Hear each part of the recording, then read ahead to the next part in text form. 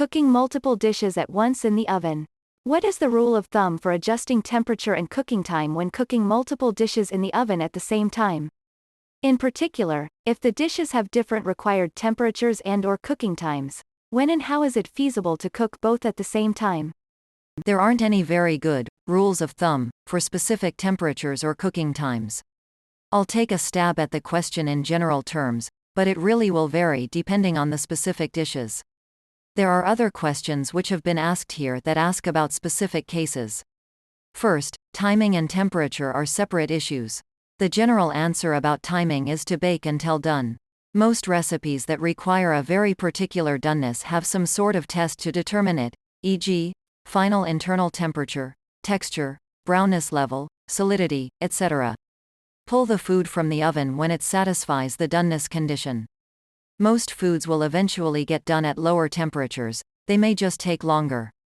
Other foods are often not as picky about doneness levels, e.g., stews, casseroles, braises. Longer cooking will often just make the texture more tender, which is often a benefit.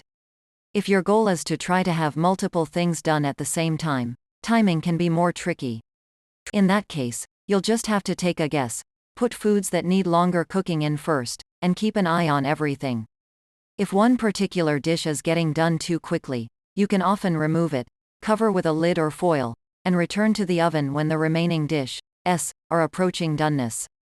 For baked goods, they should probably be nearly done before removing and resting. The gluten structure needs to be stable, usually with interior temp of at least 180 to 190 F. For other dishes, you may be able to remove from the oven in mid-bake and return after other dishes have caught up in doneness level. For food safety reasons, you don't want to rest the food too long before returning to the oven, but it can help to balance timing as you're approaching doneness for everything. There are various charts and tables available for determining how timing will be affected by temperature changes, but frankly they're rarely accurate. Only experience and trial and error can tell you how a particular dish or recipe will be affected.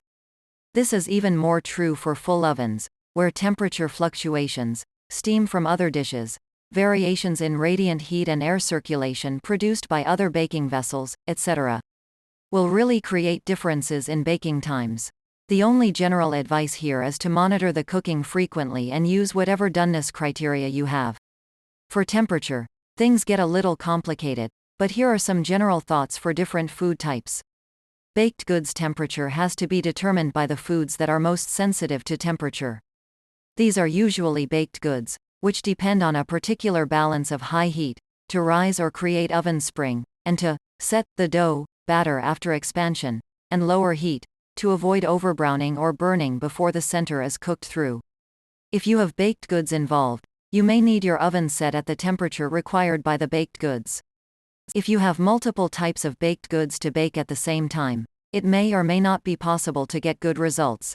The best you can do is take something close to an average temperature and pull them out when done. When in doubt, I'd err on the side of a slightly lower temperature. Some types of baked goods won't rise as high, but that's often a lesser quality problem to deal with than baked goods that are burned on the outside but raw or dried out on the inside, which can happen with a high temperature. In fact, despite warnings about the necessity of preheating, a surprising number of baked goods can even be successfully baked starting from a cold oven and will still achieve perfectly sufficient rising oven spring. However, you will generally need to get up to something close to the recipe temperature to achieve sufficient setting of the batter, dough, before collapse, and then browning. Any sensitive pastries, and related complex desserts, e.g., soufflés, are generally best baked by themselves. Aside from balancing temperature and timing, the moisture introduced into the oven by other dishes can significantly affect the baking process of pastry. So, I'd recommend against trying to combine pastry baking with other things unless you really know what you're doing. Roasted meats, large pieces of roasted food, these are generally quite flexible. The primary reasons to roast at a high temperature are 1. To achieve adequate browning, with its flavor elements, and 2. To cook at a fast pace. If you're flexible, there's no reason to worry about 2. Roasting at a lower temperature will still get things done, and even doing a low and slow roast will improve the quality of just about any meat. There are charts and rules of thumb to estimate different roasting times for meats at various temperatures, but these really can't substitute for a good probe thermometer. If you're on a schedule, you can make adjustments to the oven temperature to ensure the meat finishes on time. As for browning, you can either sear the meat first on the stovetop or in a high oven, probably best for poultry, or do a reverse sear, where you turn the oven up right before serving and blast it with high heat for 5 to 10 minutes. Works well for beef, pork, lamb, etc. Also, the reverse sear can give you time to get your other food into serving dishes, make gravy, etc. Before serving, if you're roasting at a higher temperature in order to accommodate baked goods or other foods, the outer layer of meat may get done too quickly.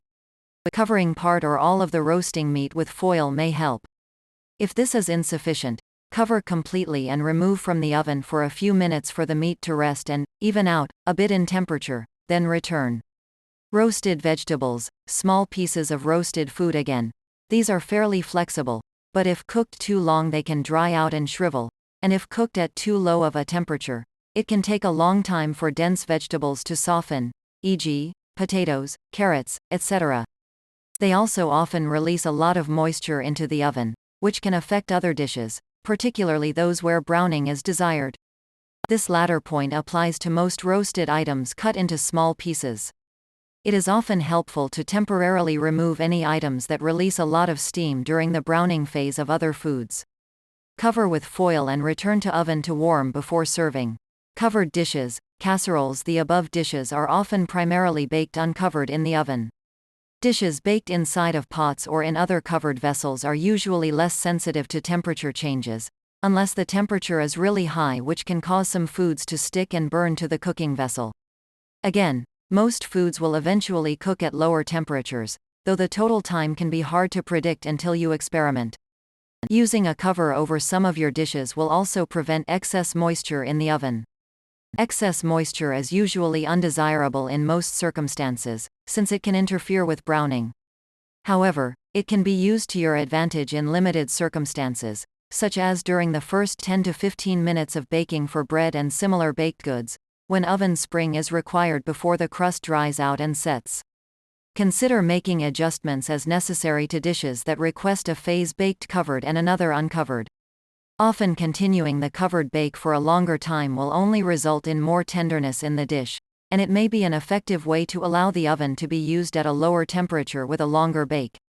Just like the reverse sear for meat, a dish that needs to be uncovered for a final portion of the bake can often be finished with a final high heat blast or a few minutes under the broiler.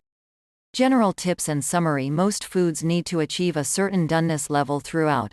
Aside from some baked goods, this can almost always be achieved with a lower oven temperature, to a point. Going below about 250 F will introduce complications in some dishes. Some foods need a specific outside texture, flavor, browning level, etc., which is best achieved at higher heat.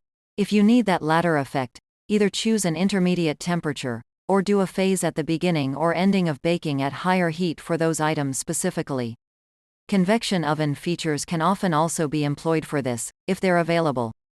For baked goods, the production, expansion of gas in leavening needs to be balanced with the time that the dough, batter sets, making baked goods more sensitive to temperature. Unless you know what you're doing, which might involve making adjustments to leavening agents or choosing a different stage of proofing for yeast-based products before baking, baked goods often need to be baked close to their normal recommended temperature. Overloading. Too much food can introduce complications. Always ensure adequate air circulation is possible around all dishes, but particularly around uncovered ones. As mentioned above, excess moisture can also be a problem when too many dishes are in the oven, which will influence the speed at which food cooks and browns. Consider placement of dishes within the oven. Placement of heating elements will affect this greatly, but generally speaking, with ovens that have a heating element on the bottom or bottom and top, dishes on the bottom of the oven will brown faster on the bottom, while those on the top of the oven will brown faster on the top.